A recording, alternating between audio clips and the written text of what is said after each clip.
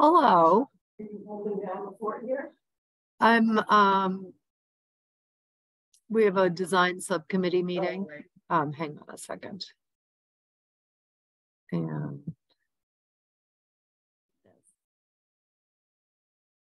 how is everybody? Afternoon. Hear me? Just barely, Marianne. Can you hear me now? That's better. Yeah, that's Okay. better. All right. I think I'll make Becky buy me a new computer. She just left the room. Okay. On order. There's a town budget line for technology, but you have to jump in early, early in the fiscal year, before it all gets spent. So, hi, Matt.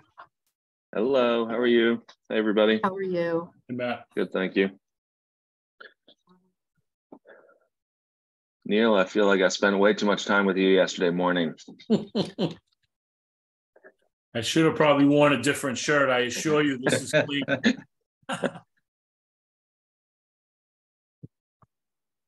Just the way they come out of the closet in the morning, that's all.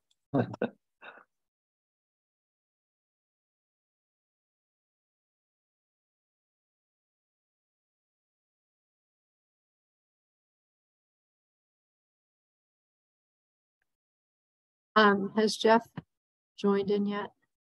No. See, All right. I think he's out on the Cape at his daughter's. Oh, do you? Okay. But All right. So maybe he's not available then, so we can just get started. Are we waiting for Dominic, or is he still down under? Dominic is still down under. That sounds so He'll be back. He'll be back in 2 weeks, I think. Oh, wow. This is his first trip since before COVID. I think 5 years. Last time he was there was when his father passed away, so he hasn't seen his family in some time. Yeah, and it's a long way away. Yeah, and it's a well-deserved trip.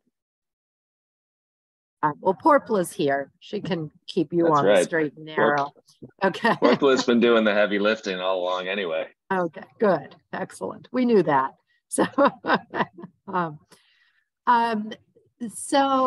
so I wanted somebody to explain to me. We don't have any minutes to approve. I wanted somebody to just explain to me what design development is exactly. Design In development. 3 sentences. Okay.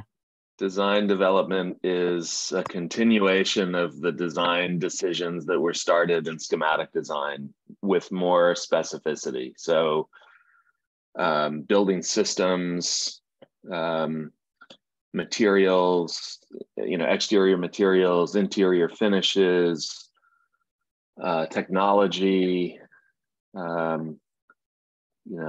We're going to start detailing different assemblies, wall assemblies. We're going to deal with interior acoustics. So it's just, there's a lot to think about in a building project. And so this is a more detailed look after we've kind of gotten the schematic set. We know basically what the plan is. We know basically what the shape of the building is. Now we have to get a little more specific. The goal really here is to get to a point at the end of design development where we have an estimate that is a much better reflection of what the actual project is going to be. The DD estimate, in my view at least, is the most important estimate that we do, because it kind of confirms the work that you've done so far and that your scope and your budget are aligned. You're sort of at the midpoint of the project. You're not too far along that if you need at that point a major course correction, which I don't anticipate we will, that's the time to do it. You don't want to have to do it, when you're halfway through construction documents. So it's, confirming that you're kind of on the right path. And then we will do another estimate during construction documents toward the end of the construction document phase as a further check, just to make sure that, everything that we thought was going to be the case in DD at the end of DD is continuing to be the case. And, you know, because there's, as you develop it more and more, there's more and more detail. There's more things that the cost estimator can quantify and put a number to. At schematic design, it's very rough. That's why we have a 10% design contingency, because there's so many things that haven't been defined yet, but we know they're in there. And so that design contingency is really part of the cost of the job. It's just sort of poorly defined at schematic. That percentage goes down as we move along. So a DD, that'll probably be more like a 5% design contingency. And as we go into CDs, that design contingency just gets fully absorbed. And there will be a 0% design contingency when we price it at CDs, depending on where we are. We may leave a percentage in if it's, you know, 75% or something. But so that's longer than 3 sentences, but that hopefully puts it in perspective. Can I say it in a little more layman's and concise way? It's that I think that design development schematic is the idea. We've got the idea fleshed out and how we want things to work. Design development brings that idea into reality. It does things like add wall thicknesses and, you know, it makes it more real. And then the construction documents phase is like the building program is the set of instructions to the architect. The construction documents is the set of instructions to the contractor on how things are built. Does that help? That's good. So I wanted it for the record too. Okay. Think of it like peeling an onion. So right? You just schematic is sort of the big picture. And then as you peel the layers away, you get into all the detail that comes back. And DD is more detailed than schematic design and less detailed than the construction documents. Just keep peeling the layers. You know, this is the furthest. I'm now the furthest along in this process that That's right. Never gotten. So that's right. So I just want to make sure that I know where I am. And Marian, I have a set of images of what a floor plan looks like in schematic and design development and construction documents, and I can share that with you. Okay, it makes it clear. Yeah, no, it's good. It's also just about being able to communicate to the community where we are and where we're going. So so I just thought it would be good to review that, you know, just for the record. So thank you. That was really good. It's not rocket science. So good. All right, excellent. So do you have things you want to show us? I do. You need to promote me. That's it looks right. like. Okay. Let's see. Can I just mention that there is an agenda, since we are in a formal public meeting, there is an agenda and we're kind of skipping the first two things on the agenda unless. Well, the first thing on the agenda was the thing we just talked about. And then no. What to expect during design committee meetings during design development? I don't think that's what we talked about. All right. Okay. I just looked at it too and I missed that. Okay. Well, that's actually my first. By that. That's what I meant by that. What to expect. That's what I meant. It's like, what are we talking about? I wrote that agenda. So the next thing I have on there is the design schedule, which actually probably makes more sense to talk about at the end, but we can talk about, oh, there we go. And then this is all reviewing schematic design. I was just making sure that we captured everything we could possibly be talking about in the agenda. So, okay, good. Did you put it first on purpose? Because that's, I put it first based on your agenda, although I didn't slavishly follow your agenda, but I put it first because I figured it might be helpful before we even start talking about the material today to kind of know what we're going to talk about today and what we're going to talk about at future meetings. Is this legible to you guys? Should I zoom in? Well, let me just first say, we got the approval on the 1st of August, which was sort of middle of that first week. August is a 5-week month. Design development is 12 and a half weeks long, so taking us to the end of October, where we will issue on October 30th a DD pricing set to our estimator, who will take roughly 2 weeks to estimate it. We'll spend about a week reviewing it with our consultants and with you. And the hope is that at the end of that review period, we're getting authorization from you as the owner to move into the construction document phase, which then would start at the end of November and take us 4.5 months into early 2024. We are anticipating a building committee meeting once a month to sort of give an update on what we've talked about during the subcommittee meetings. So I've sort of put that on the first Tuesday of every month. So there will be one in September, one in October. We can always add more than that, if you need to, but this is sort of the minimum. And then our subcommittee meetings are this second row. Here we are today, design development meeting 1. We're anticipating meetings every 2 weeks.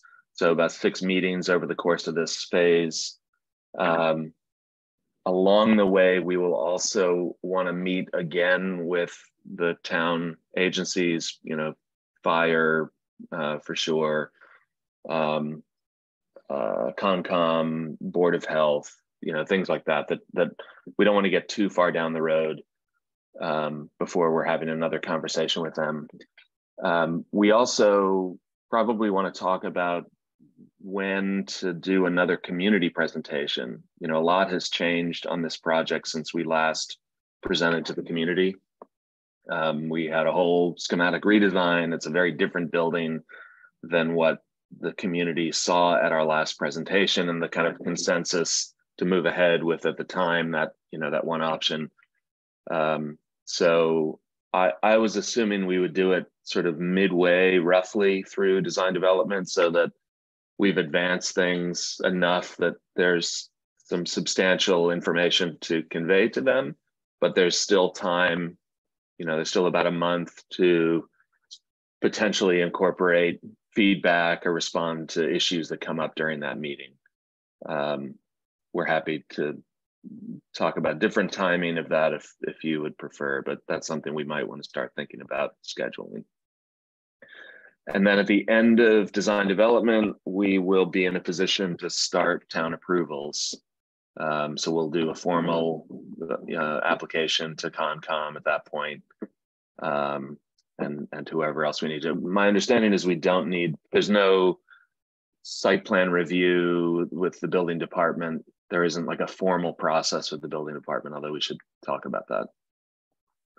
And then those approvals will be ongoing through the construction document phase, and obviously hoping that they either coincide with the end of construction documents or end prior to the completion of that phase. And there will be, I'm sure, some back and forth and some conditions that get added, things we might need to incorporate into the project as part of that process. So if we zoom in a little bit here, so it's a little easier to read on these 6 design development meetings. Here we are today. Today's really, it's our first DD meeting. It's going to be a kind of general design development update. We've been having conversations with our consultants, so I can bring you up to speed on that. We can talk about the plan layout, which hasn't changed much since the last time, and review shelving. We'll talk a little bit about exterior materials, and we have thoughts on that after our revised SD estimate. We're going to talk a little bit about interior flooring. We're not going to get too much into interior materials yet, but flooring is one that I wanted to bring up because it came up during our last meeting with the building committee. We've been doing a little bit of research on the operable partitions, the sliding panels that close off the children's room and the meeting room, so we can report on that. And then lastly, geotechnical. Questions were raised in the last meeting about geotech at the building committee meeting. about the geotech report from 2010, and we've been talking to our structural engineer and civil engineer and landscape architect about that. So we have some thoughts about where we need to go from there. So next meeting will be, each meeting will be a kind of iterative update on, you know, consultant progress, planning, exterior and interior developments. Second meeting, a couple of new things. We'll be talking about acoustics and daylighting. Our lighting consultant is doing daylight analysis for us. So that's analyzing how much sunlight is actually coming through the windows, and that might influence the size of the windows, orientation, passive shading strategies, things like that. And so that'll happen. They're doing that analysis now, so we'll cover that in the next meeting. We'll give an update on the roof-mounted PV at that meeting, and we'll talk about acoustics. We're going to touch on acoustics today, but I'm hoping that by the next meeting, we've got some feedback from our acoustic consultant with real sort of implementation of strategies at that point for you guys to weigh in on. Third meeting, we'll bring in our lighting designer, not just to talk about lighting strategies, and again, we'll touch on our kind of initial thoughts today, but also to talk about controls. And my understanding is that you want this to be as simple as possible. It's not going to be just on and off switches, because the code is more sophisticated than that, and you know, buildings now need to do a little more than that. But they've gotten the message that it needs to be as simple as possible. So we'll talk about controls in that meeting. Same with MEP system. We'll talk about the proposed system, which we are assuming is going to be a variable refrigerant flow system, an all electric heat pump, heating and cooling, simultaneous heating and cooling system.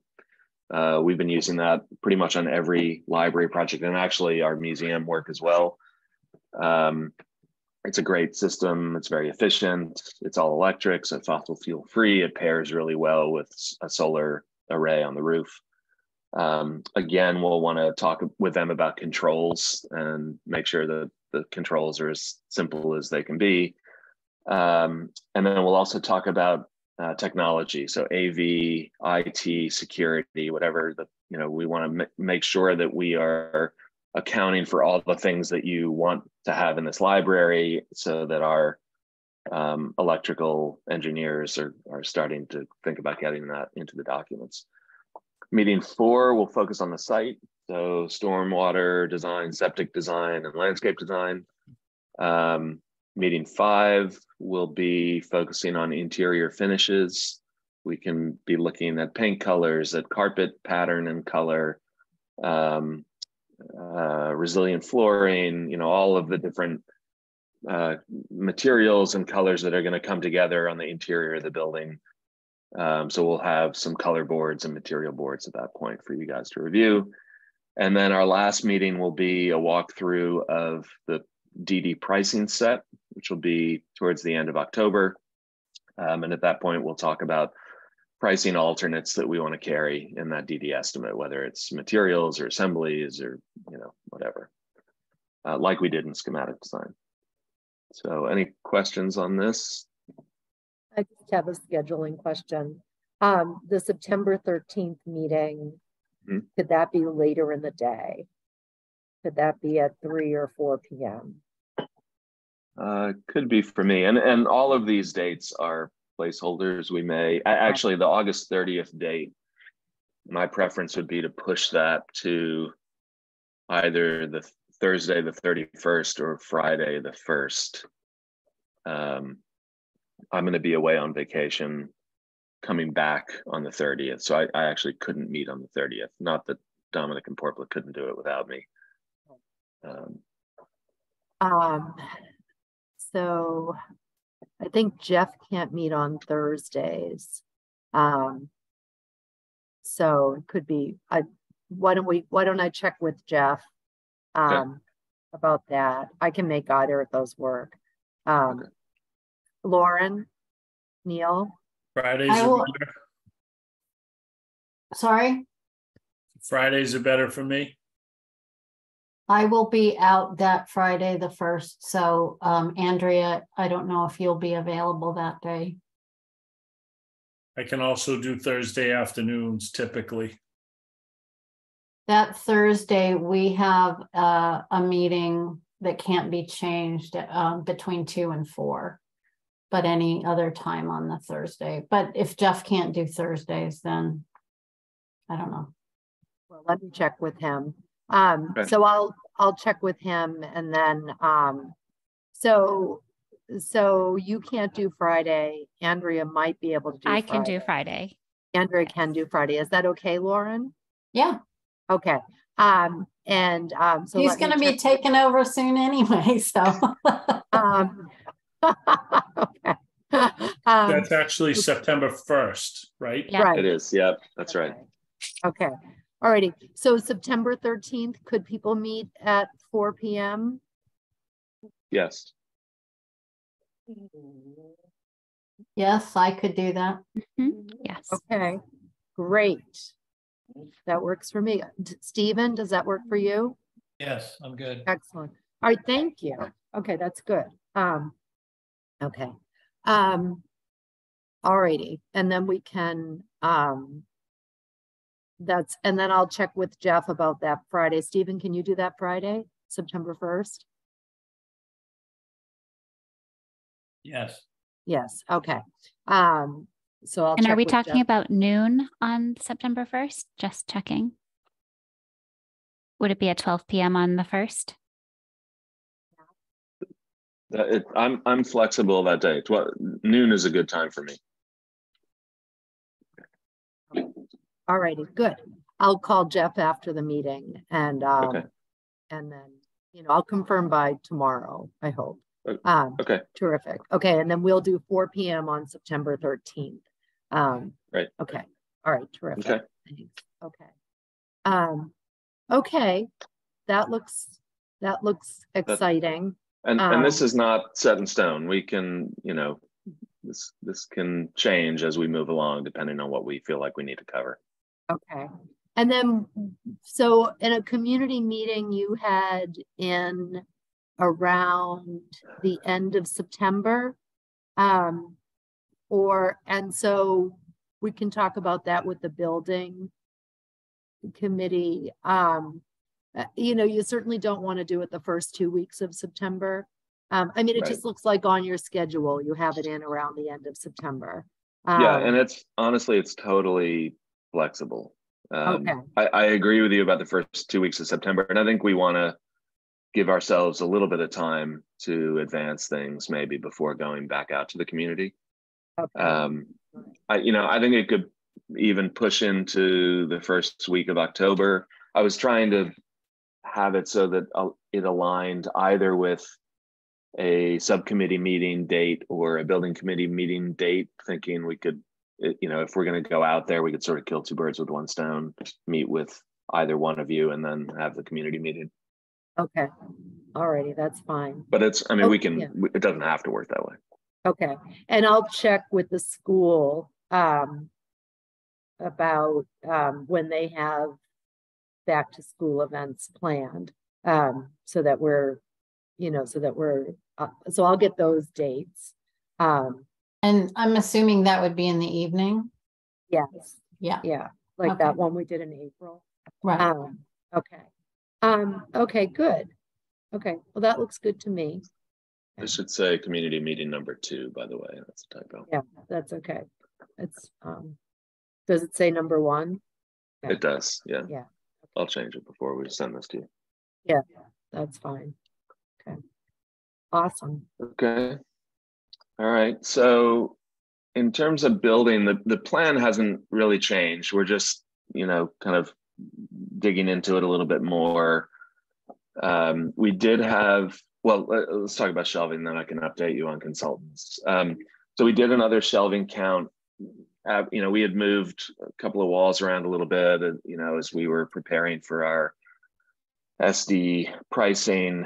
So we wanted to do a confirmation. We also changed the orientation of the adult shelving in the middle of the room so that they're now oriented the long way. It used to be 3 shorter sections, running perpendicular to this. By doing it this way, we were able to pick up an extra 60 lineal feet of shelving. So, and it's better for sight lines anyway. That's what we were thinking, especially with the seating down here. So in terms of the shelving counts, the blue is highlighting where we have shelving. The tan is highlighting where we have built-ins. Not that it's related to collections, it's just another kind of built-in item, and just to sort of highlight it as distinct from furniture. We did add, this is actually supposed to be glazing here. So there are windows in the staff workroom at the counter, but we have some full height storage shown here, whether that's built in or it's actually drywall, closets or whatever. We can talk about what that is. We also are, we've been talking about looking at maybe expanding this a little further to the south, reconfiguring the telecom and trying to get a closet in here. We've got to be careful about not tipping the square footage, against us in the sprinkler requirement issue. But if there's a way to increase the amount of storage in the staff workroom, that's one thing we want to work on. So in terms of collections, we have adult, children, and teen collections listed here. These are the target linear footages total for each collection, and these are the numbers where we are now. So we're in pretty good shape. We're a little bit over on adults. Couple of things to point out: the wall shelving we're showing is 6 high. Our projects tend to vary from 5 to 7, depending on the project and the location of the shelving. But 6 we felt like was a reasonable assumption. We had, not knowing where we were going to go with this, we had at one point been thinking of the wall shelving as 7. These shelves, the freestanding shelves, are 4 high, which is pretty tall. You can still see over them, but they're not. They're sort of like chest high for most people, or even a little higher depending on the individual person. So you can see over them, but they feel like they're a little bit more of an obstruction in the space. Whereas 3 high, is down kind of at a high counter level, so that you can put display on it and not worry about impeding sight lines. And so we may want to look at that. What if we took these down to 3 high, but increase the wall shelving to 7 high, assuming that you were open to 7 high shelving on the wall, and just see what that does to the numbers. In the children's room, again, we have wall shelving around the perimeter. We have 2 freestanding units that we were thinking would be a collection of mobile. And we should talk about the adult too, whether that wants to be fixed runs or mobile units. For the children's, we planned on 5 high at the perimeter, which is what we have done on several of our projects, and 3 high for the freestanding shelving. And that gets us to a total of 482, which is slightly higher than the target. If we were to drop the wall shelving down to 4 high, which is the BPL has kind of changed their opinions about children's shelving, and they now are saying 4 high is what they like to see for wall shelving. So if we were to do that and drop the wall shelving down to 4 high, that would give us a total linear footage of 404. So we'd be about 72 lineal feet below our target. So I don't know if that's doable. I don't know if there's any leeway in these numbers or not. Short of that, it would mean adding another freestanding unit somewhere, but it starts to get a little bit tough if we're trying to maintain an area here for kind of floor space for activity for toddlers. And we do have a built-in window seat with storage cubbies underneath for puzzles and toys and that kind of thing. I should also point out that the adult collection includes this run of shelving right here, which is 4 high in front of the teen room. Teen room is 4 high on 3 walls, and we're at 120. The target was 126, so we're close. Browsing and circulation desk were well in excess of what the targets were. I think this browsing shelving is maybe 3 times what is in the program. So we can talk about whether you want to keep that as shelving or use it for something else. But it does give you, maybe gives you more room for face out display, which would be kind of nice, sort of more bookstore display than spine out. We also need to talk about where we're doing the holds. So that's a kind of summary of where we are in collections. Marianne, any questions or thoughts or concerns about this? So 80 feet. So the building program calls for 476 linear feet for the children's collection. And what if some of it was 5 high and some of it was 4 high? You know, like if one side. It could be. Yeah, it could be. You know. I mean, it's totally up to you. As I said, we've done 5 high typically. I think the last 3 libraries we did were 5 high, but we're doing a branch now for the BPL and they're saying they want it to be 4 high. So I bring it up only to see if you guys and Lauren and Andrea, I don't know if the MBLC has an opinion about this or not. Well, we talked about this in a previous meeting about, it depends on what collection is on those shelves. If it's for older kids, 5 high is fine. But if it's picture books, I don't like to see it higher than 3 high. So, it's just, I think we need to think very carefully about the collection in the children's room, the shelving in the children's room. The other thing is I'm concerned about 4 high shelves blocking the view into the teen room. I was envisioning maybe 3 high with glass above it. I think we want to have some transparency. There is glass above.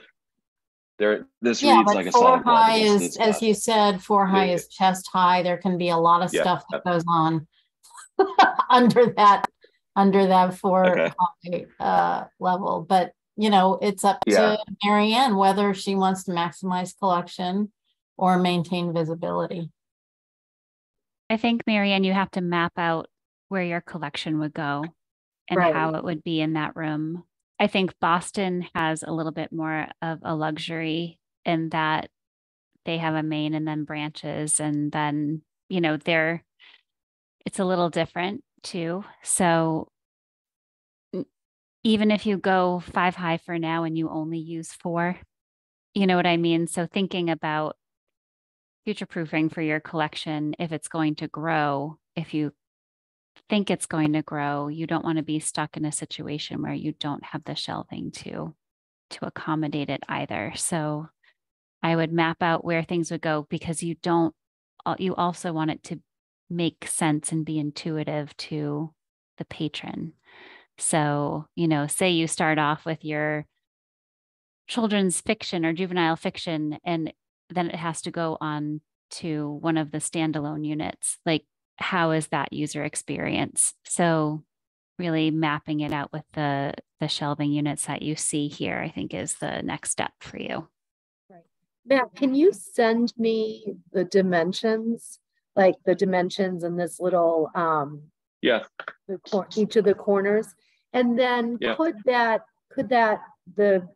tan seating area with cubbies underneath, couldn't that be browsing bin, like 2 high shelves for picture books, instead of or picture books on top and cubbies underneath for toys and puzzles? Molly has her hand up. Molly, were you thinking? I was wondering about the shelving that's in the I guess the browsing shelving that's across from the bathrooms. So that area is going to be potentially open for when the community room is available and not closed off with the rest of the library. So I was wondering about having collections that stay out there. Yeah, I mean, that's definitely the case because you need access to the bathrooms. And so the security has to be on the right-hand side of that second bathroom. You know, we could not put it there. I mean, generally, collection security has not been a sort of pressing need in any of our projects. Yeah. That said, typically the collection is behind that off hours division. I think it's really, it comes down to comfort level for you guys, whether you're comfortable having collection materials out there during an off hours event. I mean, typically in our experience, those kinds of off hours uses are still kind of staffed. There's somebody at the library that is affiliated with the library, you know, that it's not just here are the keys, you know, knock yourself out. So there's somebody there that's kind of minding the store, but you tell us if that's an issue, then we'll have to find another home for the browsing collection. And it doesn't need to be this big because, as I said, this is, I think, 3 times the size of what's called for browsing in the program. Or it could so we be could find potentially a mobile shelf. Yeah. Could be. Yeah. We've done that where mobile shelves get pushed kind of behind the security partition off hours. Marianne, were you considering having a library of things? Yes. Could that be lockable cases for the display of library things and then have the mobile shelving for the browsing? Just a question. And you can move the mobile shelving into the circulation area when you have to shut it down.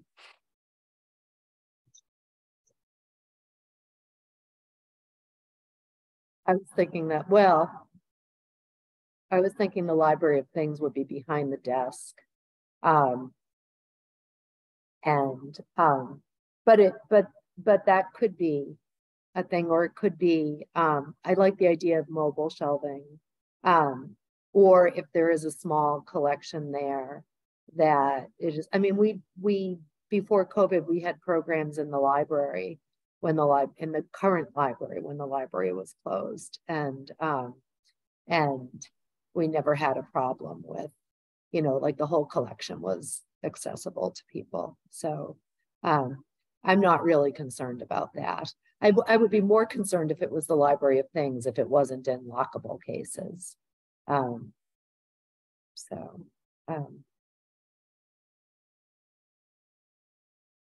But it's things to think about as we move along. And I do think so the teen shelving, so you've got 4 foot high on the exterior wall and on the interior wall. And I do think that would be better if it was 3 feet high.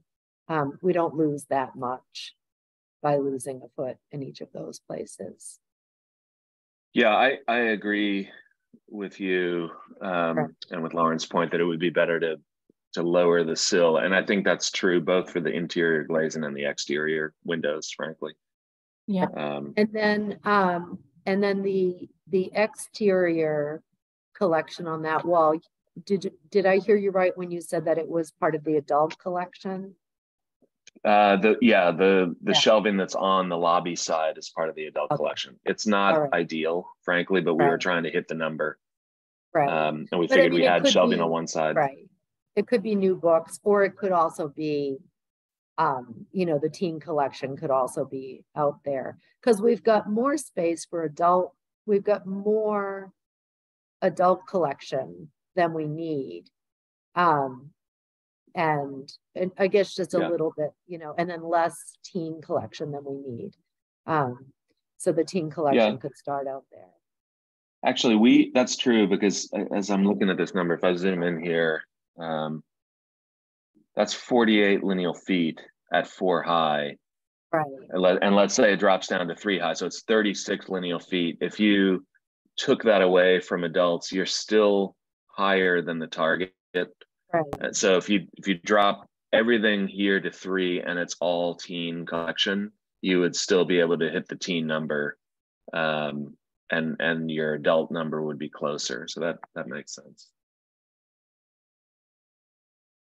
I wanted to go back to the Library of Things for a minute. We had talked at one point about having a display window glass between the staff workroom and the sort of circulation desk, and that would be where the Library of Things would be stored, and it would be visible but secure. So this is glass here. Yeah, actually this whole thing but it would have to be it doesn't read that way. deeper shelves than what you're showing there. If Yeah, we so want this display case. Right. So these are, I think, book trucks. Yeah. This is shelving, but this shelving actually, it's drawn in front of the wall. The intent was that this would actually recess under the desk, and we can make it as deep as we need. We would still have plenty of room for leg space. So you could push this in, make it deeper shelving if you need to for the Library of Things underneath this counter. Well, I was thinking it would be up above the counter so people could see the stuff. That's kind of the point. Oh, I see. Well, I mean, we could do that too. We could do like it could be even glass in front of glass. Exactly. That's what I was trying to say. Like the All Saints, the All Saints store with the sewing machines in the window, kind of like that. You see this, you see through this kind of collection of things. Yeah. There's a lot of libraries doing that in their if they have a makerspace, they'll have almost a glass wall with shelves for people to put the creations that they make so people can see what's going on in there. Okay. That would push the counter back maybe a foot. Yeah. So I don't know. Yeah. And this is a small thing, but I have to say it because I just did the post occupancy in Webster yesterday. We really want the circulation desk to be not casework. We want it to be furniture. It can be custom, and whether it's mobile or not, that's another discussion, but we really don't want it to be millwork. So what's the difference between millwork and furniture if the furniture is not movable? Well, furniture is not bolted to the floor, so it is movable by definition, in my mind. Okay, but it could be a custom furniture piece. Yeah, that and sits on the floor. Preferably modular in pieces, so it can be reconfigured. Okay. Thank you. What can you tell me the dimensions of the circulation desk? I don't know off the top of my head. Porpla, I don't know if you have the CAD file open, if you can scale it quickly. It's 9 feet 4 inch long. And then the width is 2 feet 6 inch. Yeah, so we like to allow 4 feet for an individual workstation. And so we were assuming 2 people might at some point be at that desk. So 8 feet is kind of the sort of working surface that we felt we needed. And we have the way that it's represented here, not that it's designed yet, is that there's kind of a high counter portion that's sort of facing you as you come in, and then a lower height. This would be like 34 inches, so ADA accessible with the computers on it. And so the high portion kind of screens some of the clutter that happens on the desk. I mean, it has to be designed, obviously, but that's what this is kind of suggesting. Have you been looking at my desk? No, but I've seen a lot of circulation desks. All right. Well, none of them are as cluttered as mine. I can guarantee it. So, okay, good. That's good. That's big enough. Okay. Probably. I think. I hope. Okay. All right. So, Lauren, I think we can do that. Certainly we could, I mean, whether it's something that we buy, and we've done that before. We just did that out in Wilmington for a very small kind of spruce up project for them. We can look at that as an option. We can look at furniture as a kind of custom furniture order that, as you say, is modular and it can be moved. Great. Thank you. So, yeah. The other thing as part of that, and I think that these things warrant a follow-up meeting. Marianne, with you, Lauren and Andrea, you guys decide whether you want to be part of those meetings, but a more fine-tuned conversation about collection, how the collection is accommodated on these shelves, what's going where, how many shelves high for media versus, large print, things like that. Also the circ desk, I think circ desk and staff workroom probably also requires a kind of separate meeting to talk about the particulars for, what you need behind the desk in terms of storage and, all of those kind of particulars. And we can get into the more fine-tuned dimensions of things. Book return, we assume there will be a built-in book return in the circ desk, a slot with a cart, depressible bottom cart behind it, et cetera. So same thing with the staff workroom. We'll want to have those conversations. Where do the book carts go? How many people are in there? How many workstations, standing, sitting? So, we will do that.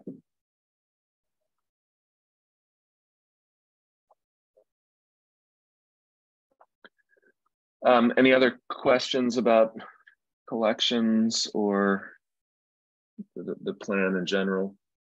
Where did we leave it with browsing? We're leaving it shelves. As mobile units? Yes, okay. Mobile units if it's possible. Okay.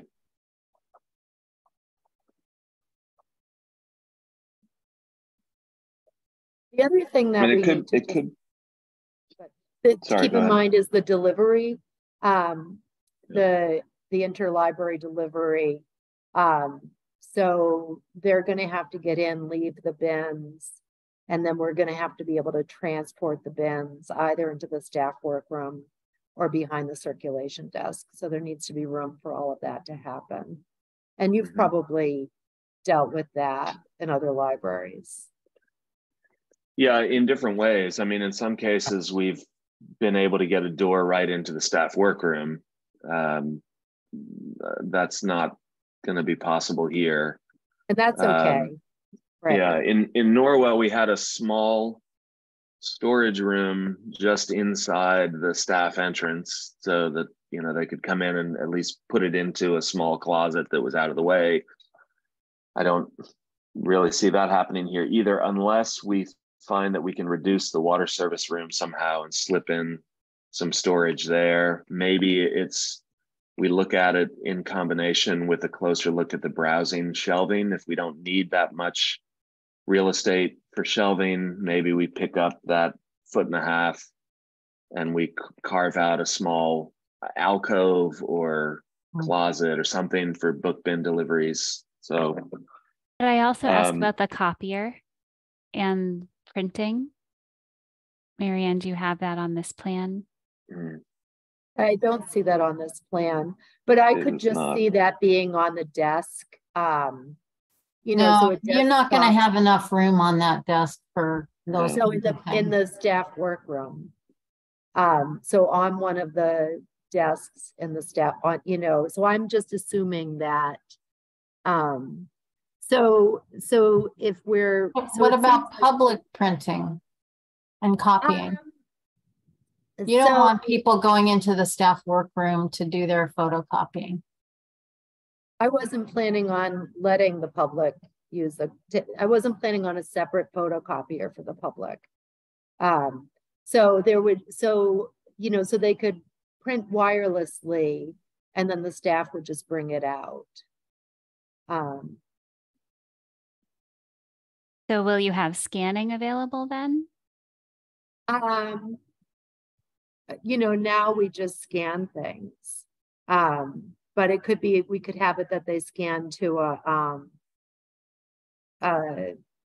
to one of the public computers. You know, that we do all of that now for people. And, you know, I just don't think we're going to have room to provide a separate, or the budget to provide a separate copier. I think it could go on the end of that adult computer piece. Yeah, right there.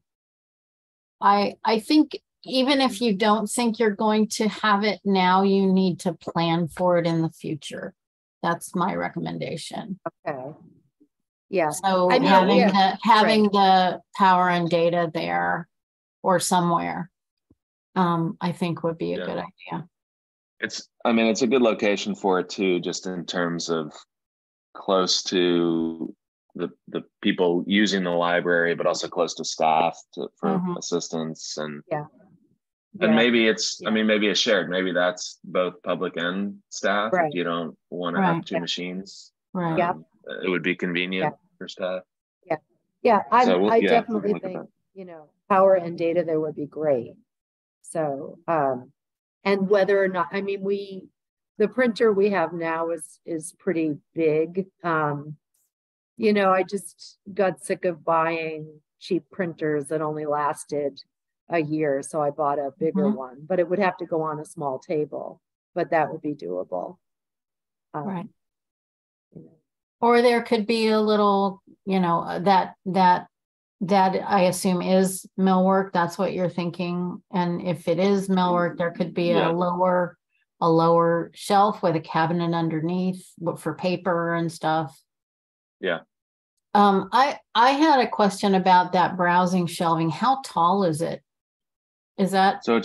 It's shown as 5 high, and like I said, we were imagining it as kind of bookstore display, face out display for new materials. It could just as easily be a third of that width, and then we use the wall space for something else. A copier could go there too. Yeah. As I said, maybe we figure out a way to build in storage for book bins. Well, regardless, I think if it's not taking up the whole height of the room, put in some cabinets above it for storage, because we're really tight on storage in this library. So anywhere we can put cabinets or shelving or, you know, some kind of storage place. Yeah. We need to do that. Okay. Marianne, back to the book bin comment. How many bins do you get a day? Like what would we need to accommodate on a typical day? 4 bins. Okay. You get delivery every day? No, we get delivery 3 days a week, which is really like, that's more than most libraries our size. And we don't get 4 bins every day, but we get 4 bins once a week and 3 bins another day. And, you know, 2 bins the other day. So, and then, you know, hopefully this library is going to be so busy that no matter how much space we plan, we still have bins overflowing and spilling everywhere. That's my hope. So, oh, what a terrible problem. We have too many books going in and out.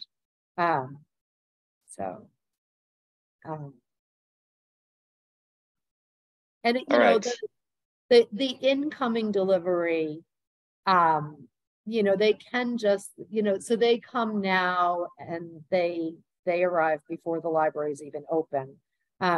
So they can just leave the incoming in the lobby, and then we'll have some kind of a cart or something to wheel it to the staff work area.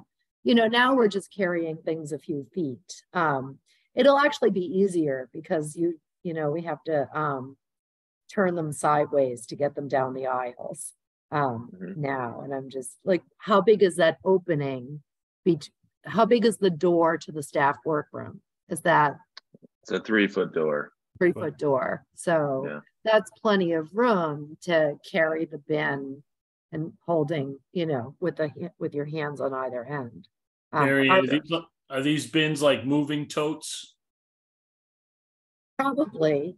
Or, yes, they are. Okay. Thank you. They're that size, they're gray. So, Yes. yeah. Yeah.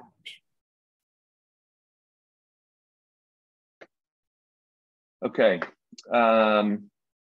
Moving on. There isn't really much new here. We just, now that we have an updated model, we wanted to at least show you a kind of three-dimensional representation of the plan. So this is that. So obviously children's is here on the left, study room here between children's and adults. This is that alcove with wall shelving in adults. This is showing the 4-high shelving running lengthwise in the building. We've got wall shelving then on this wall and children's here. Staff workroom is here. This is what I was talking about with the full height storage with an open counter and windows on this side of the room. Teen room is here. So we'll drop these down to 3-high, which I think will help that condition. Bathrooms, water service, janitors, all kind of in this middle area. This is the browsing shelving here, entry, vestibule, and lobby, meeting room with support spaces, book drop, storage room, and electrical, and then the recessed kitchenette. So in terms of exterior, after the last estimate, you guys remember that we found that slate shingle was actually cheaper than wood siding or even hardy plank siding. So our recommendation is to go with that. It's a great material. It'll last a long time. It's super low maintenance. We think it's a really good choice, and it's nice looking. So just to kind of cover then the basis for exterior, we've got the slate shingles, and it's shown here as green slate, Vermont unfading green. There, you can get it in green, purple, what they call mottled green and purple, which is a blend of usually purple with little bits of green, kind of streaks of green through it. We tend to like the green because it's sort of a grayish green. It's a nice color. That's what we used on Norwell. We're pairing that with some wood accents. So in this area where we're kind of carving into the building, we were planning on doing a wood siding there. Obviously, we've got the windows above and to the side. And then the two areas that are projecting, the staff workroom on this side and the teen room on the other side, as well as the kind of side walls of the opening into the lobby here. So kind of anything that's behind that outer layer of slate would be this wood material. As I said, that's the palette that we used on Norwell. So this is what the actual green looks like. It's grayish, but a green tone. It looks really nice in the context of a sort of wooded environment. Here we used Alaskan yellow cedar as the wood cladding. This is also paired with some exposed heavy timber rafter tails, which are Douglas fir. And then at the base, we're proposing this same, it's a concrete faced insulation product. There are a number of them on the market, and there are other ways you can do this. You can do rigid insulation and then adhere to that a separate cementitious tile product. So we can look at what the options are. This is a pretty cost-effective and reasonably durable wall base, and it gives you can see here on Norwell, it gives you just a kind of concrete look. We can't do exposed concrete foundations, but because we need the insulation there, but this would be a reasonable and cost-effective product. In terms of the wood, we've been researching the chemically and thermally modified woods. And so I want to talk a little bit about that. We don't have a lot of wood on the job, but we think the wood would be a nice accent material and would help warm up the palette a little bit. In terms of the modified woods, there are a number of them, but there are sort of three main products. There's Akoya, which is what this product is. There's Kebony, and there's Abodo. They each have different warranties. Akoya is a chemically modified wood. They're all pine.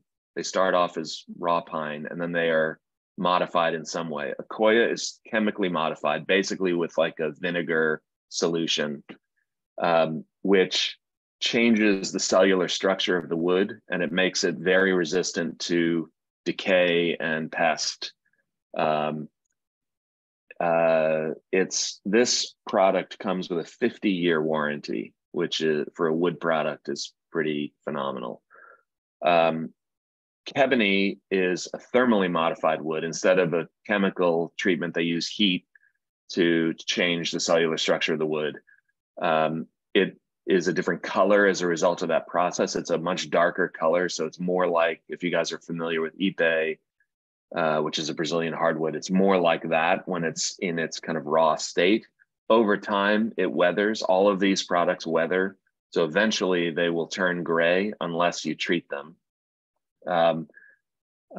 Ebony comes with a 25-year warranty, and then Abodo, I think, is a 15-year warranty. So for the money and for how little of the product we actually have on the job, we think Accoya makes the most sense, and the pricing now is more competitive than it used to be between those three products.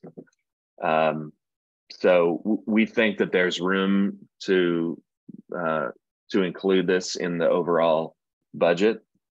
And I have two slides here that show you some differences in Accoya. So as I said, Accoya is pine, and it's chemically modified. What happens after that is they have two different processes that they use. One is, and this is where they started, they char the wood. And this is a Japanese technique that's centuries old, where the charred outer layer of wood actually preserves the wood and protects it, almost like weathered steel. You know, sometimes you see Corten steel where there's that, it looks like it's rusted steel. That rust is actually a protective outer layer. Charred wood works the same way. The other way that they treat the wood after it's chemically modified is they apply a colored stain to it. So, and there are 20 different options for stains. So this is a weathering chart. This is pretty typical for them. So this shows you day one installed. This is Accoya with this Palawan coating on it, and the 2C means it has two coats of that particular stain. So this is what it looks like day one. This is after 10 days, after 2 months, after 3 months, and this is out in the sun. This is accelerated weathering. They do it on a 45-degree angle, so it gets more rain, more sun on it. So the actual weathering will most likely take longer than this, but it also is dependent on exposure, dependent on geographic location, orientation, etc. So this is 3 months, 5 months, 6 months, 7 months, and 9 months. After a year, you have the option of either recoating this with another single coat of this original stain. And by doing that, you prolong the life of the wood and the life of the stain. All of that is to say that if you want it after a year to look very similar to the way it looked on day one, in other words, to look like kind of raw, warm wood that is not weathered gray, then you're into a maintenance cycle. And that maintenance cycle is not every year, it's probably every handful of years. And the more you do it, the less frequent it needs to be, according to the rep. But I would think it's kind of a 3 to 5 year cycle. So that, and there's not a lot of it. So that's one consideration. Another option is that, again, this is the same weathering chart, day one and 9 months down in the bottom right. This is using a gray stain that kind of pre-weathers the wood. And there are multiple versions of this that they offer, different shades of gray. But this is day one in the upper left. And the idea here is that you put the stain on and it looks like weathered wood that's been on the building for a couple of years. As time goes on and that stain kind of fades and wears away, the wood behind it is weathering naturally. And so when you get to 9 months or a year or 2 years, it's really now just weathered wood. It's that kind of silver gray weathered wood. So I don't know which is the right answer necessarily. This one, if you go the weathered gray approach, you never have to put anything else on that wood ever again. You let it, you let that initial gray stain wear off, and then it weathers naturally. It's sort of, the stain is just kind of helping hide the differential weathering that's happening over that first year or two. Eventually it all kind of goes to this uniform silver gray, and you leave it and you never have to do anything to it. And it's got a 50-year warranty. So like the slate, you kind of put it up on the building and forget about it. If you want to maintain the kind of warm color of a natural wood, then it obligates you into, say, a 3 to 5 year treatment, where you would go back and you would put another single coat of this same stain on. So, you know, we don't have to make a decision today, but this is kind of where our research has taken us so far. I'll also say that this supplier has a program where they will do an on-site mock-up for you. And I don't know exactly how big they are, but, you know, a few feet by a few feet, they'll put it on a sort of 2x4 structure on your site in the orientation that you specify, with the wood and the stain or multiple options that you are considering, and you leave it out there to see how it performs on your site. And if we've got, you know, 9 months ahead of us, say, before we're actually making the decision about the actual wood treatment, it might be worth doing. It's a couple $100 for each mock-up panel that they do. So something to think about. So just moving on, a couple of other exterior images just to update you. So this is the east side of the building with the end facing the road. So this is the children's room on the right-hand end. Windows, these are windows that are above the shelving in those two alcoves in the children's room. This is the study room to the left of that. The director's office is the next set of windows, teen room here, and then the building entrance. And we have a cantilevered shallow canopy that projects out over the entrance and the book drop, both of which are clad in wood. So this whole thing kind of reads as the same material. There could be signage, we think, on this panel. That gives you a little bit of protection at the entrance, and not just from rain, but from stuff coming off the roof, rain, snow, ice. We feel like we need something there, some minimal amount of protection there. It's about a 4-foot cantilever. Are you going to do the guards? We'll do guards on the roof, yes. Okay. Snow guards, yeah. And possibly a gutter. We haven't talked yet with our plumbing engineers about this, but at least I think a gutter over the entrance. If we don't do a gutter in other parts of the building, which we could potentially consider, we'll have a drip strip around the building. We could just let everything sheet off, all the water sheet off. But I think we would want a little bit of added protection over the entrance, so we're not splashing water on top of that low roof and then having that splatter around the entrance. Can I just mention, as someone who yeah. has a standing seam metal roof and these rainstorms that we've been having, I think it's essential that you have the gutters to catch it. Yeah. Yeah. Okay. It's before the gutters were installed, it was sheets. The gutters have mitigated it, but they haven't. Yeah. The ones that we have are not controlling all of it. It just comes off fast and furious. So just as an aside. Yeah. And the roof, by the way, standing seam is what we carried in the revised SD estimate. We recommend the standing seam for a couple of reasons. One, it'll perform well. Two, it's the easiest way to attach the solar panels to the roof without any penetrations. We can actually clip the structure for those solar panels to the ribs, the standing seam ribs of the roof. So there's it's a clamp. It doesn't penetrate the roof layer. It makes installation easier. It's better for the life of the roof. And now that the roof is visible, we think it's better looking than a lot of the other options. And then lastly, this is the view with the community room in the foreground, children's room furthest away from you. This is the staff workroom here. So these are the updated model views with the materials on there that we're considering using. The window system that we estimated was an aluminum clad wood window we've used on a bunch of projects by Pella typically.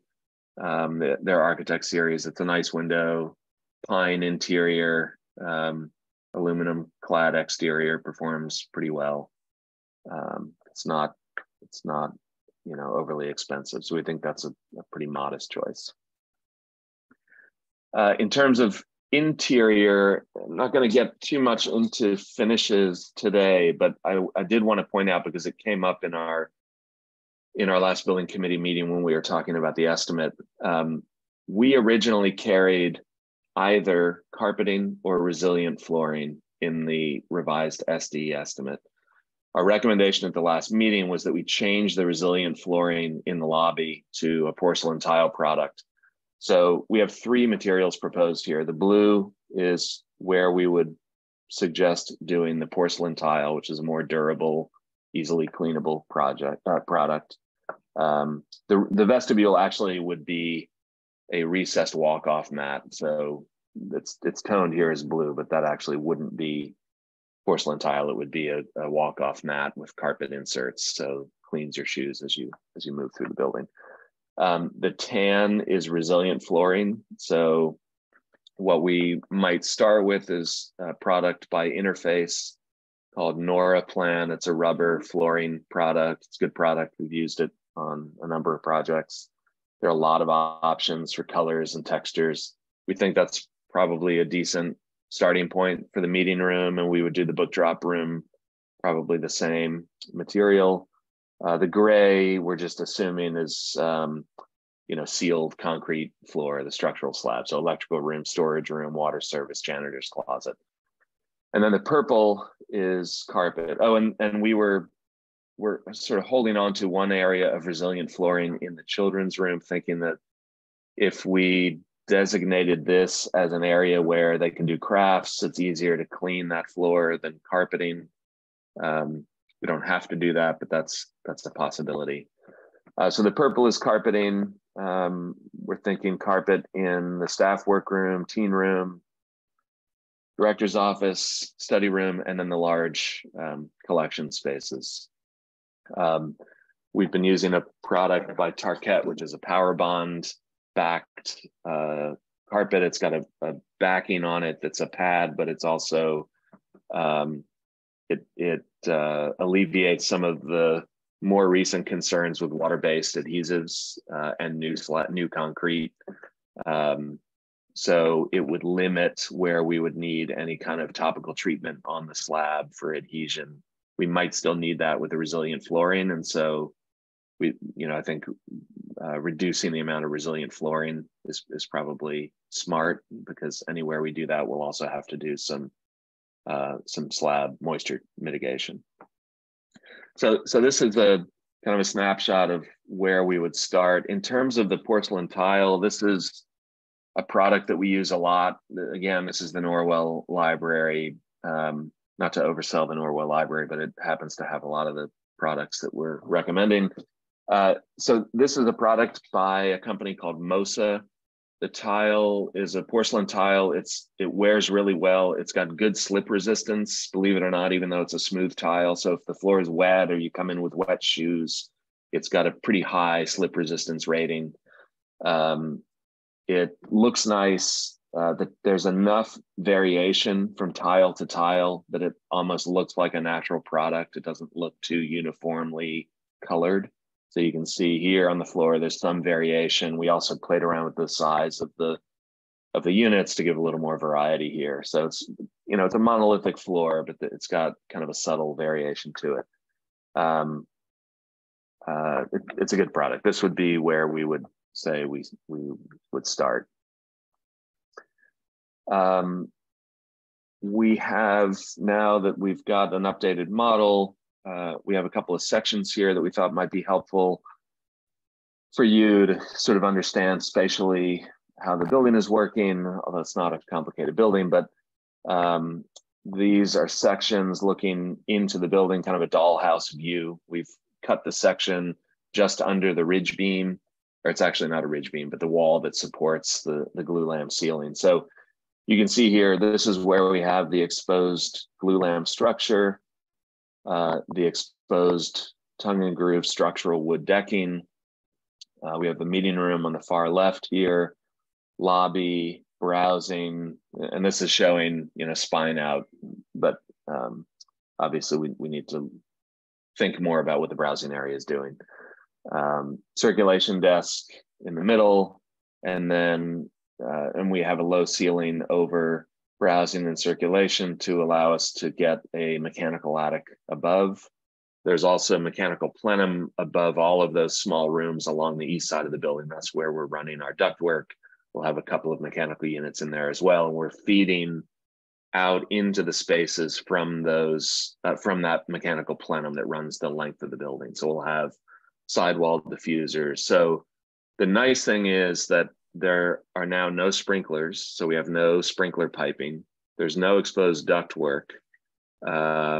And so we have the potential here to have a very clean exposed wood ceiling. And I have here, I don't know if you can see it very well on Zoom, but this is a section of glulam, just so you kind of have a sense of this. This is about the depth, 11.5 inches deep is the section that we're dealing with. This is a little bit narrower than what we will have. I think this is 3 inches, we'll have 5 inch, so roughly 5 by 12 effectively beams.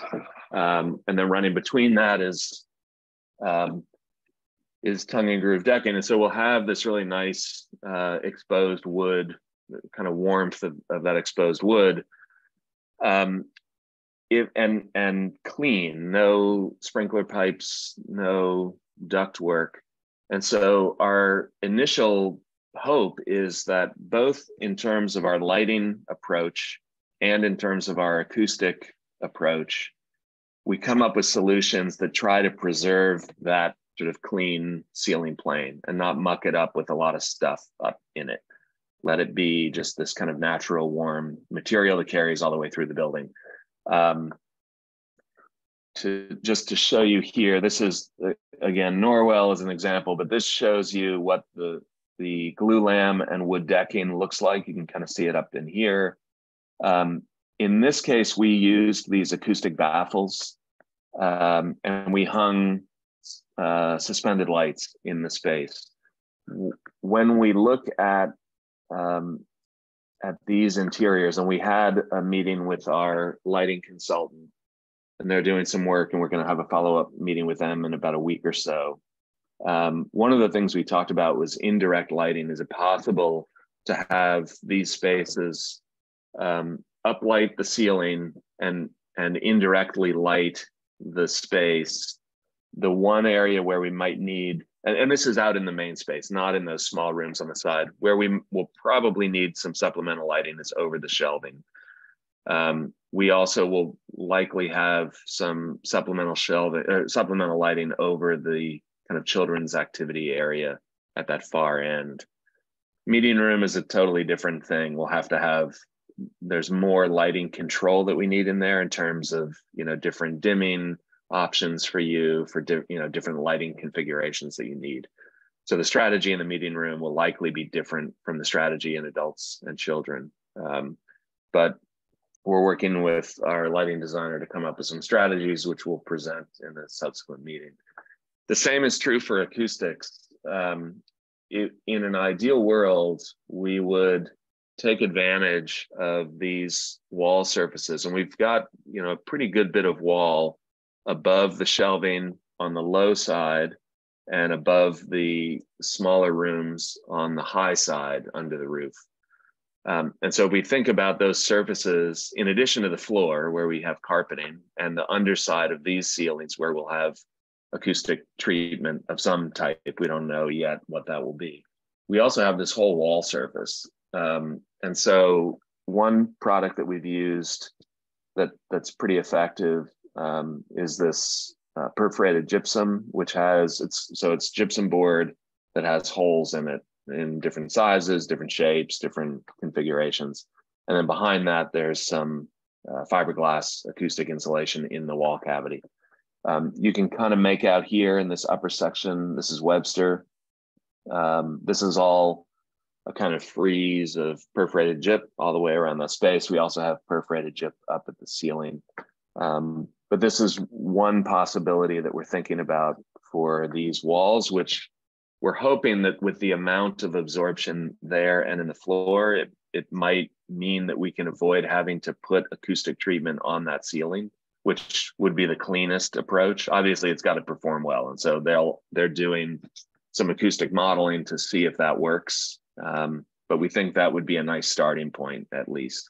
Again, the meeting room is kind of a different animal and has different requirements acoustically. So we may find that the treatment in here, we could still have wall treatment, up on the upper portions of wall. This could all be perforated gyp again, but this has a harder floor. It's not going to be carpeted. We would not recommend that it be carpeted. And you have different uses in here than you will in the reading rooms. So we may find that we need to consider an acoustic product up at the ceiling. That could be the baffles, like we did in Norwell. It could be a product that goes up against the underside of the wood, that's more of a kind of two-dimensional layer that's applied to the underside of the wood decking. And that's something we'll have to explore further as we get into it with our acoustic consultant. But we've had at least preliminary meetings with acoustic and lighting consultants to talk about these things. One other consultant I wanted to mention is structural. We had a follow-up meeting with them, and at the last meeting, question was raised about the thickness of the exterior walls. They were called out as 12-inch deep framing members for all of the exterior walls, which is incredibly thick. And so we questioned that, and it was a miscommunication between them and us. So those walls will be more conventional, either 2x6s or 2x8s, not 2x12s. As a result, we'll save some money from what was in the revised SD estimate, and because the wall framing is getting shallower, the thickness of the concrete foundation wall will also get shallower. And so we'll save money there. I think it was like $15,000 that we shave off by virtue of just reducing the amount of concrete, goes from a 12-inch thick wall to an 8-inch thick foundation wall. The labor is the same, but we're saving on a lot of concrete quantity. So that was good. And then we're just continuing ahead with coordination of the structural design, but it's essentially what we've shared with you so far. Exposed glulam and structural wood deck in the open areas, supported by a load-bearing wall, which is running down this, above the partitions, or that basically this becomes a kind of line of structure, whether it's posted up in locations like this, or it's load-bearing wall like we would have in the meeting room. That's where the ridge of the roof is being supported. Everything that's on the large room side of that is glulam. Everything that's above the smaller rooms is conventionally framed. And so that's one way that we're getting some savings out of the wood framing. One other item I wanted to mention today is, oh, sorry, Andrew, you had a question? I just have a question about the meeting room, because I thought in one meeting we discussed the glazing in the meeting room being reduced at that corner with the way that it would hit the screen potentially. So I just didn't know if, I know that this is an older cross section too, because the shelving is still the three bays with that are facing perpendicular to the desk. So yeah, we have not changed the windows yet. And the reason is we're waiting for our lighting designer to finish their daylight model, which is a real simulation of how sunlight will perform in this building, given the window openings that we have and the orientation that we have. Okay. Once we have that, it's a lot easier to then go back and say, okay, this window is a problem or not, or we need to do this to sort of passively control solar in this location. So we're sort of holding off on those kinds of changes. But yes, we talked about the window above the door potentially going to solid. So we're just waiting to get the results of the daylight analysis before we make those changes. Thank you. So I wanted to talk about the pocket doors that close off the meeting room and children. We've been looking at different ways to do this, and I think we've found at least one manufacturer that makes a large format rolling sliding panel that can either be exposed or pocketed. This is one installation, and this, I would guess this opening is probably 14 feet, 12 to 14 feet. This is another one, slightly shorter. I think this is a 13-foot opening, if I remember correctly, 2 equal panels. This is it's an anodized, well, the nice thing is it's a product that comes with a warranty. It's a manufactured product. It's not something that we're going to make custom. It's a aluminum frame with the glass infill, and it could be, there are a lot of options with the infill panel. It can be all glass. It can have mullions, as this one does, to reduce the size of the individual glazing units. You can introduce pattern to it with films. You can introduce solid materials. They've done doors that have wood inserts. They've done doors that have a kind of metal clad foam core, so a sort of acoustic material. You could do a combination of those things. So there's a lot of freedom here in terms of how they're designed and what they ultimately look like, how much transparency there is. They're pretty simple. These are the shop drawings from that project we just saw. There's a recessed track.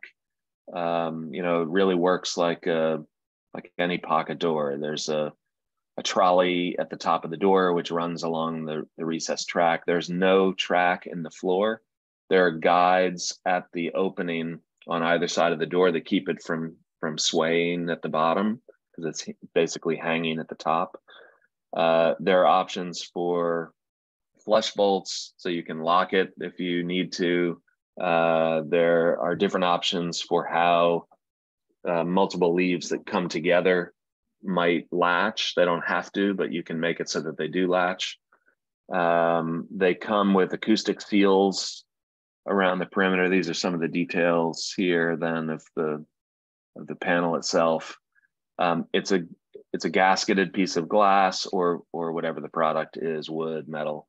There are sweeps that are on the upper and lower edges, and there are silicone bulbs at the jambs and at the meeting conditions. And so you get an acoustic, even though we know that this is never going to be a perfect solution acoustically, it does give us some amount of flexibility in terms of how those spaces are used. When we go back to the plan, the way that we've talked about doing the meeting room is a 10-foot panel and a 3-foot panel. So if you imagine, if we did it the same way that this was done, that this condition where they meet would happen over here, and there's a handle and you can open the 3-foot door much more easily.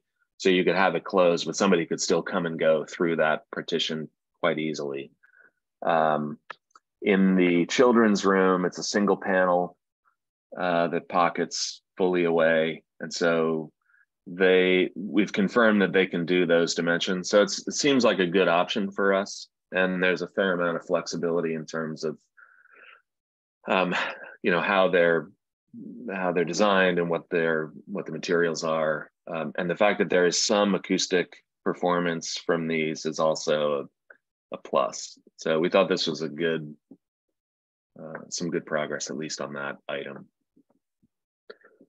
Is there no option for double glazing for better acoustics?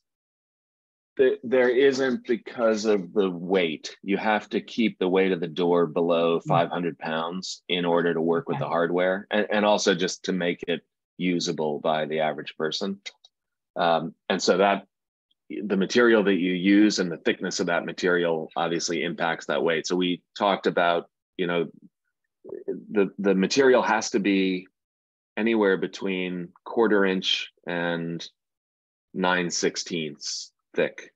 So if there's a 9/16 inch or less thick acoustic double glazed unit that we can find that weighs, you know, sort of within the allowable amount for the door, then we can consider that.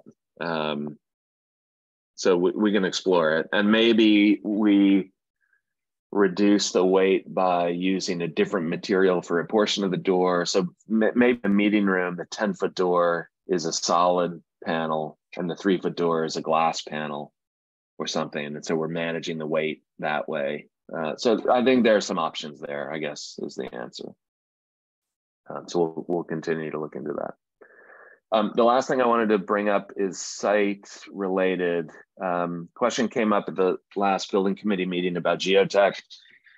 We do have a 2010 geotech report. The subsurface conditions have most likely now changed since 2010, despite changes to the surface. But what has changed is we have a new building location and we have new locations for stormwater and septic design components. And so our structural engineer, our civil engineer, and landscape architect are recommending that we do some additional testing. So what we're proposing is 2 borings in the new footprint. The previous footprint at the grant round was here. And so we had done a couple of borings here and here. These are not that far away. And the geotech report said as much that, you know, given what they found out on the site, the conditions didn't vary dramatically from one location to another. And so they thought it was probably safe to assume that that was a fairly consistent makeup of the subsurface conditions. But I think we would feel more comfortable in terms of foundation design if we did a couple of additional borings in the footprint of the new location, the new building location. The red circles are locations for test pits. Those are not as deep as the borings. The boring, they actually use an auger and they go down usually until refusal where it hits bedrock. These would be test pits, so it's a shallower excavation, usually done with a backhoe, and those would be done in areas where we're going to have stormwater management. So here we have a storage system, you know, Caltech or StormTech, some product like that, under the parking lot, and this is testing really for infiltration. And then the same would be true down at this kind of depression that we have. We have a drainage swale that runs along the east side of the building. So it's conveying surface water down along the driveway and into a kind of depression that's a reserve for stormwater. It's from here, it slowly kind of infiltrates into the ground over time. We would also probably need to do a perk test at the location of the septic field. And again, that's an easier test and might even be something that our civil engineer can do themselves. The others, we would suggest that the geotech engineer that did the report in 2010 be engaged again to do those. And hopefully they can do it as an amendment to their original report. So it's not kind of starting from scratch. They do some additional borings. They confirm that the findings are consistent with what they did in 2010. They do a couple of additional test pits and add that language to their 2010 report as an amendment. Hopefully that would be less expensive than starting from scratch with a new company. So that would be our recommendation.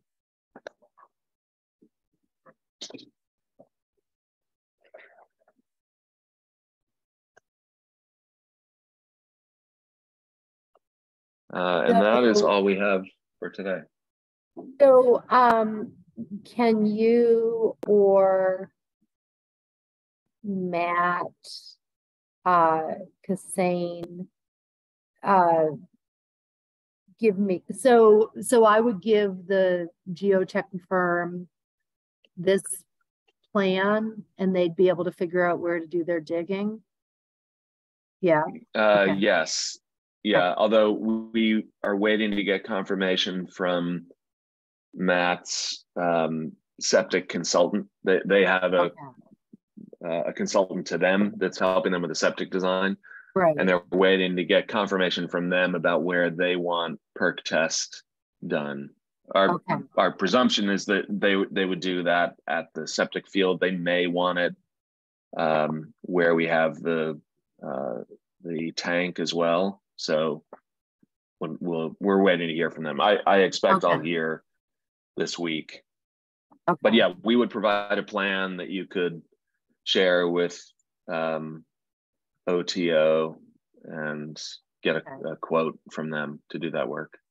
I mean, we're also going to have to do, we're probably going to have to get permission from permit this with the Conservation Commission, which we didn't do before, but the 2 blue dots are in buffer zone, right?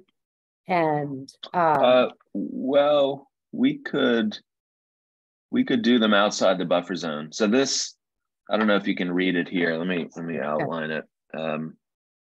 This is the 50-foot buffer, right? So, and this is the 100-foot buffer. So they're in the 100-foot buffer, but and this one could move. You know, it could be here. We could keep them both outside of the 50-foot buffer. Okay. Or we could do it down in this corner or something. And then these 2 test pits. So the 2 test pits further south on the lot are in the 50-foot buffer. So this is 50, this is 100. So these 2 are outside of the 50-foot buffer. This one is outside the 50-foot buffer. This one is in, but you know, if they did the test pit here and here, right? I think we could keep them all out of the buffer. Yeah, I mean, I just have to do. I'll have to get this permitted with the Conservation Commission. That's fine. I'll do that. Penny and I will do that. Okay. So let me get a final plan for you. Yes. And when we do the locations, we'll make sure everything is outside the 50 and we'll clearly indicate the 50-foot buffer. Okay. To hopefully make it easier. I mean, they're just going to require straw wattles around things, and it's fine. You know, I know how to do it. So it just means it'll take a little longer. You know, I'll have to get it permitted first and then do the testing. Okay. I mean, we don't anticipate that the borings at the building footprint are going to change things much. But we think it's probably best to do the due diligence and make sure if it comes up with something, we can change it. But I think we'll be fine as conventional spread footings like we've been assuming. Right. And so the test pits would be just a backhoe digging a pit? That's my understanding. Yeah, that's my understanding. Yeah, okay. So like the highway department and sometimes might be able to do that. Okay. They might. And I vaguely recall that that's what you guys did in 2010 for the test pits. Right. And we did. I don't remember, but yeah. Right. But then you would want to have, and you for the test pits, you would want to have them observed by the geotech engineer. Right. Right. Okay. Alrighty. Okay. I should have just bought one of those GeoProbe drills. I've used one so many times now. So okay. They can't be that much. Marianne, can you hear me? Yeah. Matt, don't we want to have the civil observe the stormwater and yeah, you're cutting out a little bit, but yes, I think Matt would want to be there, or somebody from his office would want to be there. Yeah, for sure. Thank you. The test pits and for the test yeah. pits. Yeah. Okay. Right. And it could be, so I think OTO did the geotech back in 2010, but it could be that Fuss and O'Neill does geotech. Anyway, I'll get me the drawings, and then I'll get it permitted, and I'll get, and I'll work on getting somebody to do it. Okay. Okay. Any other questions about anything we talked about today? Stephen? In looking at the section, I noticed that you have glazing above the entry into the children's area. So, when you pull the door shut, you'll have acoustic separation. And I was wondering if you studied doing something similar above the opening into the meeting room. My thought being that, the lobby space is fairly narrow and high ceiling. And I was wondering if that area above the meeting room entry was glazed, if that would kind of expand that space and it would have a better feel. I realize that probably increases the, I'll call it the acoustical load in the meeting room, but I was wondering if that was something you all had studied at all. We didn't, and I mean, that's not to say we can't. Obviously, it's going to be more expensive to do that as glass than as wall. But I think the reason that we did it in children's is that when you're looking down the length of that space, and you're seeing here from adults all the way through to children's, and so we wanted that to be glazed so that you read the ceiling all the way through. It feels like there's some continuity there spatially, even though you can close it off with this slider below. In the case of the meeting room, you never have that perspective, right? You never, except from in the meeting room looking out the other way. If we go back to that section here, the lobby is narrow, and we have a wall on the opposite side of it, which is where this mechanical attic is. And so from the circ desk, you're not going to see through that glass, for instance. The only time you're going to start to see it is as you get to, maybe the midpoint of the browsing area, you would see through it. And from the meeting room, when you're looking through it, you're just seeing this wall, the ceiling of the lobby and this wall. So it doesn't feel to us like it has the same impact as the glazing in the middle of what's effectively this larger space of the two combined. So I think that's why we weren't thinking about it. That's not to say we couldn't do it. I just think there's less value here for the cost of the glazing than there is at the other end. So that's why we were showing it as solid. Thank you. And we can do a view of the meeting room that's taken from further back than this view, so that you're either in browsing looking through the opening or in the lobby looking through the opening, so you have a better sense of what that feels like. And we can also do an interior view of the lobby. So, what does this building feel like right when you walk in the doors? We can try to have that for the next meeting. Penny, you had a question? I do have a question. I'm looking at the view that you have up right now of the meeting room, and I'm wondering if it's possible, on the left-hand side, you have a door to the storage and another door to, is it electrical back in that? Yeah. far corner. Is there any way to reduce one of those doors and access the electrical through the storage, just so that wall is not as broken up?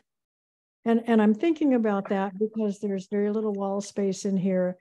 And in visiting many libraries, what I see are art gallery, the walls being used as art galleries. And, you know, the more the wall is broken up, the harder it is to do that. So just a thought. Yeah, no, I agree with you. And that was actually why at one point we didn't have this door into book storage. Yep. If you remember an earlier version of this, the kitchen slid over and we accessed the book drop from the storage room so that we only had 2 doors on that wall. The reason that we didn't do that into electrical is because we haven't gotten enough information from our electrical engineer about what the requirements are for wall space. There's switch gear, there's a lot of wall mounted equipment in the electrical room. And so we just don't know yet. And also didn't know if there was any code issue of accessing the electrical through storage. If we did that, the door would need to be here, which would mean we would kind of lose this portion of storage in the storage room. So we would also want to make sure that if we did that, we're able to accommodate the things that we need to in the storage room without blocking access to the electrical room. So we can study that though. I agree with you. It would be better to not have a 3rd door on that wall. Thanks. Marianne? I agree about the 3rd door, but I also, we need to hang on to the storage, and putting a door in there reduces the amount of storage that we have, because then you have to have access to the door, which you just said. So I think we might have to live with the 3rd door in the wall. Okay. I mean, it's a little bit unconventional, and I don't even know if it's allowable by code, but another way to look at it would be, is it possible to do an exterior door into electric, like you would for a fire pump room, for instance, where you have to have direct access? It's a little bit different. And again, I don't know if it's even allowable. But we'll talk to our electrical engineers, and we may find also that as we get into this, we don't need quite so much room for the electric room. We're sort of holding on to that, not knowing what equipment's going in there. If the room could get smaller, then we could give that space to the storage room and maybe be able to hold on to storage space and still accommodate a door and the area in front of the door. So we'll continue to think about that as we move into this. Anybody else?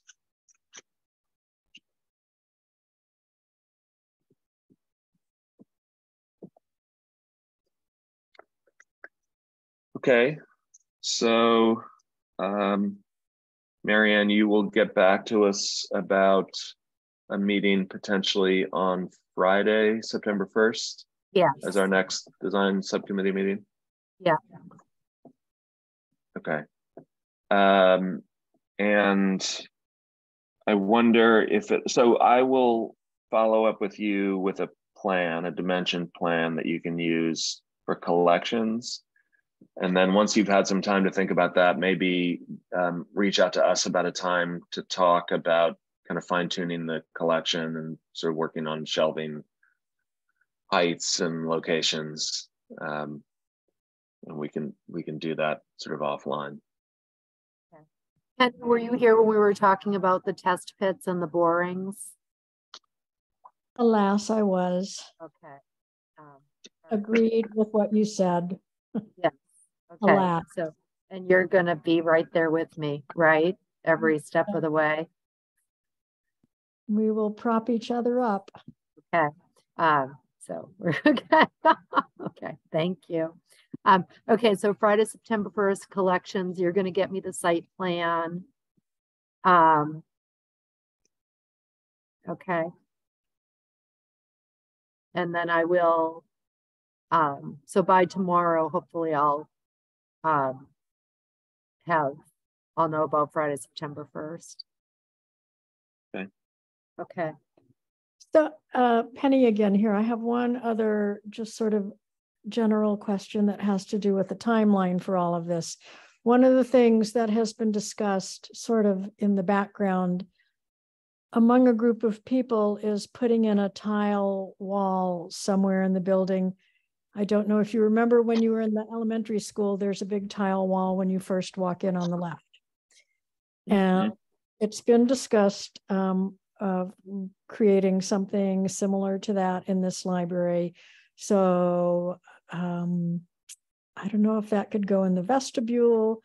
I don't know where it could go, but I don't want to lose the idea of that as we move through talking about the interior of the library.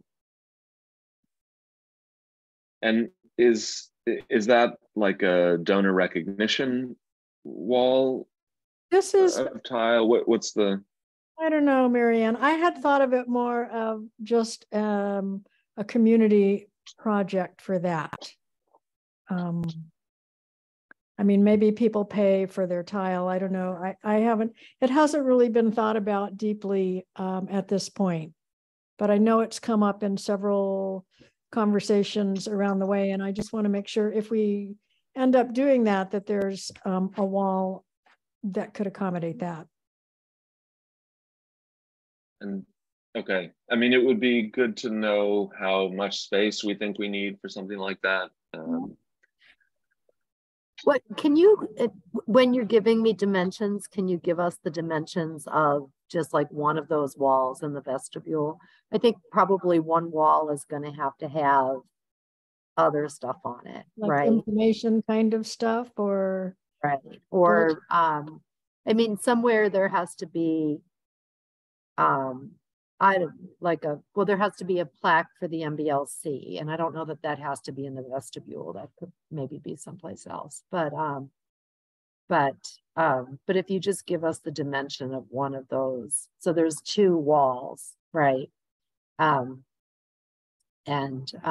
it could be that we just don't have room to accommodate it in the plan too. So. Elaine, you have your hand Yeah, up. I was going to say, I'm thinking that, first of all, that it was not a donation type of wall. Those plaques were all just community members, and I would like to encourage us to not have it be for a donation. And the second thing would be that, could that possibly be on the outside and in the entryway as you're coming in, so that you wouldn't have to use up one of your vestibule walls? Well, my recollection from seeing the Norwell Library is that the vestibule was mostly just a pass through, right? That's true. But the plaques that have everybody's name, I mean, not all the donations, but the people like the select board and the architect and the MBLC, there's plaques in that pass through, and that's a good place for that stuff. I didn't remember that. Thanks. Right, and so I would want to keep one wall for that. Yeah. One advantage we have here is that we don't have a fire alarm, so we don't have a fire alarm panel which often is located in the vestibule.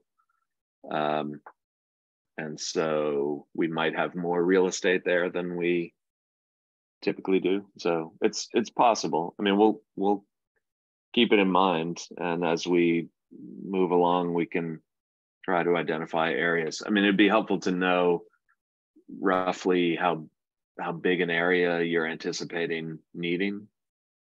And is it the kind of thing that grows over time? If it's sort of community input and you're getting these things, are they all going to go in at once, or is it people are sort of slowly adding on to this thing? And so understanding the scale of it would help. Okay, we'll talk more about it and get back to you. Okay.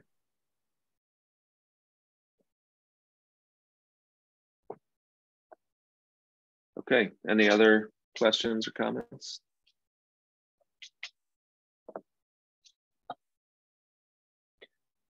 All right, well, thank you, everybody. Thank you. Hey, Thank you. thank you all. Thank you. Have See a you. great week. All right, we'll talk soon. These were great. Bye-bye. Bye. Very nice. Mary Ann, before you tune out, can I ask you a question unrelated to the Let me meeting? turn off the recording. Okay.